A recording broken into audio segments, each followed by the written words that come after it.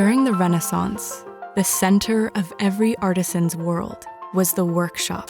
It was here that masters placed their skills at their customers' disposal. Hence, unique creations destined to become veritable works of art, models of style and taste. Io non ho deciso di fare sarto, è stata la sartoria che ha deciso di chiamarmi. Creiamo e realizziamo cose che sono pensate per durare nel tempo. Ogni capo è un nuovo progetto e quindi è una nuova sfida. Fabrics, perfumes, colors.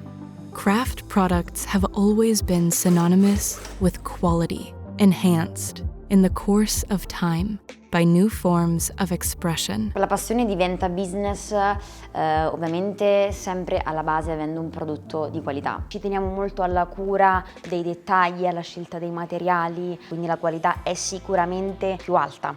Ma poi questo prodotto deve essere comunicato in maniera corretta. Da come siamo partiti all'inizio a come ora comunichiamo e lavoriamo in questo mondo sono cambiate tantissime cose.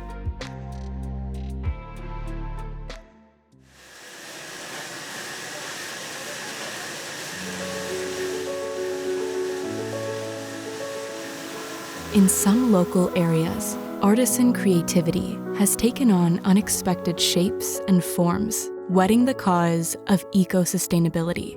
In Prato, unfashionable dresses, pullovers, and other garments are recycled in the most imaginative ways to the benefit of people and the environment.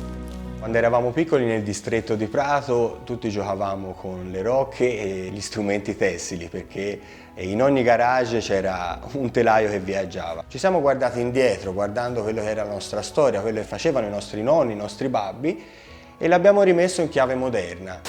A 1,000-year-old history packed with every form of art now blends into the present. The skills of master craftspeople repeated over and over, passing from hand to hand. As they learn from the present and look to the future, they are guided by an innate flair for beauty, the cult of good taste, of a job well done. Non sei mai soddisfatto al 100% di quello che hai realizzato, c'è sempre qualche cosa da dover fare meglio. Per noi il Made in Italy è un valore importantissimo. Noi siamo la terra del genio, noi abbiamo la scintilla del genio, noi italiani, perché c'è qualcosa di diverso, c'è una caratterizzazione, c'è uno studio, c'è un'identità, c'è un saper fare bene le cose.